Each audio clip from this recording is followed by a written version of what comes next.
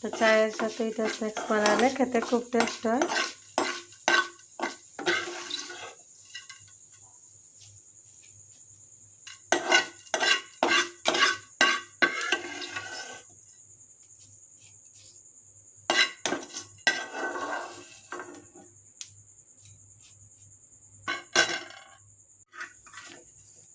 দেখো বন্ধুরা, সাথে আমি একটু পাঁপড়ও বাচ্ছি।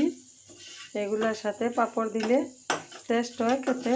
এই সন্ধ্যার যে কোনো একটা স্ন্যাক্স এরকম বানালে ভালো হয় খুব খেতে। আপনারা বানাবেন, খাবেন, দেখবেন অনেক টেস্ট লাগবে এইগুলা খেতে। সাথে